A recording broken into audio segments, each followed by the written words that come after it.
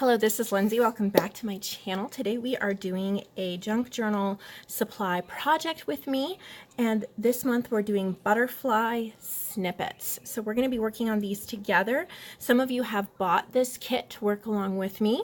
If you still want one, there's a few left in my shop, or you can find similar things from your stash to craft along. So the kit comes with the pieces of fabric and lace that you will need, 4 wooden butterflies, and 8 different words to choose from.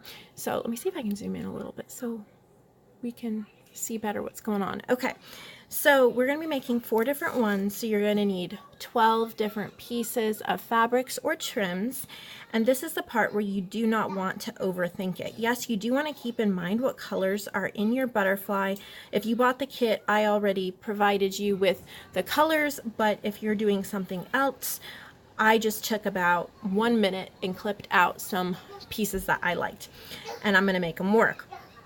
Honestly, I think that's usually the best way to go. So you're pretty much just going to layer 3 per, sorry, I'm thinking and working at the same time, 3 per snippet, and it does not really matter which ones you use or don't use. Just try to have them all look rather different so that they stand out. I'm just playing here and seeing if this is what I like and what I want. I try to put a bigger or sturdier one in the back as the base. You can always trim them down if you don't like the size. You can fold them, roll them, any way you want. Let's see. And I did not have this pre-planned. I just threw them together, and I really like how they turned out. So now you have a couple of options. You can use a sewing machine, and what I like to do is just zigzag across all 3 layers, or you can use some glue, but that's going to take a little while to dry unless you use hot glue, which you can do that as well. I really like the look of stitching, so I'm going to stitch the fabrics together and come back. So I am back with them stitched. This is what they look like with stitching. To me, it adds almost like a 4th layer of dimension, texture, and interest. But if you don't have a sewing machine, then don't worry about it. You can just use some glue. All right, so now we are going to work on the placement of the words and the butterflies.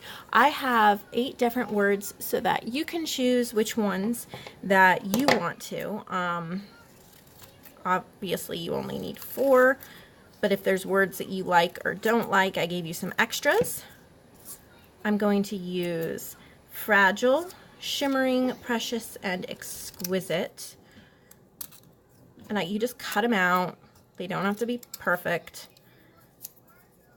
Kind of making our own Tim Holtz word stickers here. I love this font on the computer. It's called 1942 typewriter. I think I got it on Font Squirrel. But it's pretty much my go-to junk journaling font. And then I'm going to take some Vintage Photo Distress ink and go around the edges of the word. I do this even with the Tim Holtz stickers usually, just because I think it helps it stand out from the rest of the project, and it doesn't just look like you're gluing a random piece of paper.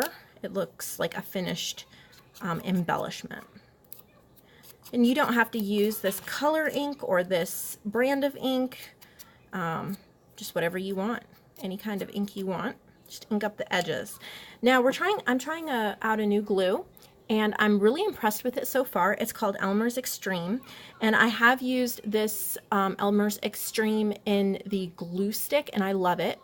But I thought I would try this because I had been using Fabri-Tac, and I love that. It's very expensive, but I needed some more, and I couldn't get to Hobby Lobby, so I got this at Walmart. It was only $4, and so far I am really impressed with it. It's an 8-ounce bottle, so it's really big, and I may use this instead of Fabrifix. I like it that much. So I'm going to still try it, but it's for bigger, tougher, and hard to glue school and craft projects. Extra strength like paper, wood, craft sticks, fabric, ribbon, and on and on. So here we go. Let's see which butterflies did I have on each? That's what the problem is I forget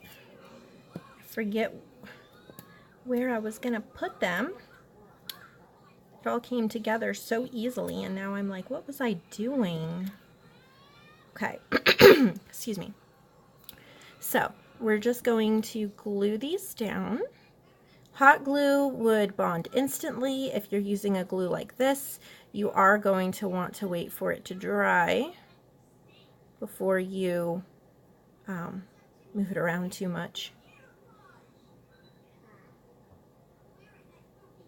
But I do not have a hot glue gun plugged in where I film, so that's why I always have a bottled glue I can go to. And then you choose your words, add a little bit of glue, and place them wherever you'd like. There is no right or wrong way, and honestly, the less you think about it, the better. Your subconscious brain, and this is what I believe, your subconscious brain already knows what looks best, and if you let it work, it will. And the more you work and the more you experiment I cannot talk this morning, I am tired. The more you experiment with it, I think the faster that your subconscious takes over and kind of just does the placement for you. At least that's been my experience. There we go. We have some lovely little snippets. I just love how cute they are. I've made some before, and then I just add hot glue to the back and press it right down on a journal page or an embellishment or something like that. Look at how gorgeous they are. So I hope you enjoyed this little tutorial. It's super easy. You can do it using any types of fabrics, trims, buttons, embellishments. Have fun. And I'd love to see pictures of what you made. Go to my Facebook group, Nevermore Creations, Junk Journals, and Friends. Post pictures of your projects. I'd love to see them and comment on them and like them. And there's a little ant. Sorry. Have a wonderful day, and I'll see you all in the next video.